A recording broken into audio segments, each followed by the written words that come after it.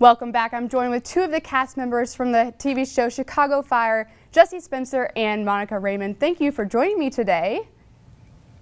Thanks for having us. Thank you. No problem. Now, the fourth season premieres this Tuesday, and at the end of the third season, you guys left us with a pretty big cliffhanger. Can you give me a recap about how that ended? Well, which storyline are you talking about? Well, I think there might be a pregnancy involved. Yeah. Oh, Casey's pregnant. Dawson's in a traffic wreck. No. At the end of last season, we learned that Casey has been involved in an undercover ring trying to take down these trafficking guys. And he basically, I find him missing, and I find this woman dead in his apartment. Mm-hmm. And then we also, yes, you're right, I take a pregnancy test, and we will find out whether or not Dawson and Casey will be having a family. Now, is that something that we'll figure out in the premiere? Yeah. You'll figure it out in the first few minutes. Yeah. Don't worry, we won't keep you on the bench that long. You'll play. It's a direct continuation from the end of season 3. It's literally the second after. Yeah, we literally follow through and then see what happens. So, should we expect any new characters in this season at all? Yes, we have. I think is it 2 new characters. We've got Brian White, who plays Captain Patterson, who comes in and replaces Severide. Severide gets demoted, and so Captain Patterson comes onto the squad, which is obviously a big blow to the ego for Severide. He has to deal with just being a regular squad member again. And then we have a new candidate on Truck 81 because Dawson has been promoted to a fully fledged firefighter. Yep. Congratulations. Congrats. Yep. She's one of the boys now. Yeah. And we have a young candidate by the name of Stephen McQueen, and he plays Jimmy Borelli. And he's going to be a very green but eager young candidate that Casey's going to have to really train up. But he's got a lot of potential. He's a good kid. Now, drama-wise, how would you guys say that this season compares to the past 3? More. Yeah.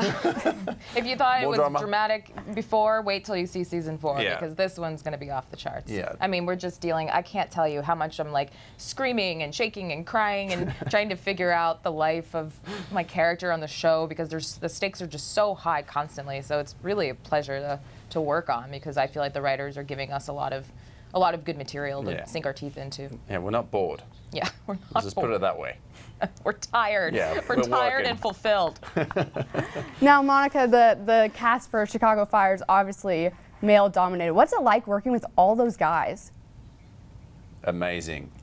The guys are great on this show. Flawless. You wouldn't want to be around anyone else apart from us, pretty much. It's amazing because I'm a tomboy. I like to run around with the boys. And also... Yeah, thank God. I mean, that's the thing. Could you imagine? There's no way. Like, ooh, no. Yeah. My heels in it. No. I like to be in my boots. I like to be dirty right next to them, carrying the heavy stuff. Yep. And they give me the room to do that, which I really appreciate. I mean, being with the guys has been the most fun I've ever had in any job. And I'm really humbled by them, and I'm grateful because they let me be the female who's going to represent the female firefighters in the industry. And then training-wise, what did you guys have to go through? I mean, you're carrying around all this equipment, too. Do you have strict workouts you have to do? I mean, we don't. I mean, you've been boxing. Yeah, I mean, everyone tries to do a lot of stuff outside because to go into it, it's 70 pounds of gear. And I mean, you wear it for 14 hours when you're out on location. So it's a lot of hard work. You don't want to be too injury prone, so you do want to keep a good base level of fitness there so you can do your job and do it efficiently and not hurt yourself or anyone else because, you know, things can happen very easily once you're tired. So we all try to keep up a certain level. But yeah, it just, you know, it wears you down. It's a lot to carry around every day. But at the same time, you know, it's not the Battle of the Bulge. We're not being shot at while we're running around doing this stuff in the ice and snow. So we've got that going for us. So now Chicago Fire is unique how it interlocks with also Chicago PD, and then a new one, Chicago Med, right, is coming in. What's that like? Yeah, yeah. Oh, I haven't seen the set yet. Apparently they've got this brand new huge hospital set. They have been doing crossovers onto Fire, and PD has been doing crossovers. There's a crossover pretty much every episode. But I have not seen the episodes, but I've heard really good things about it. Yeah, we're excited to see it. And obviously, as Med goes, we're going to be seeing more crossovers with that world as well. So far, we've been doing, I think we're on episode 7 or 8 right now for our show. And I think every single episode has 1 or 2 crossovers in it with PD so far and Med.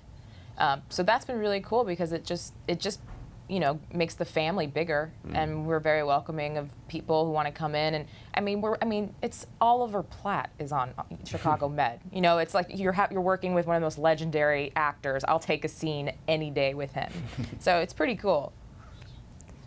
All right, thanks guys. Chicago Fire is premiering this Tuesday, October 13th, 10/9 Central. You can catch it here.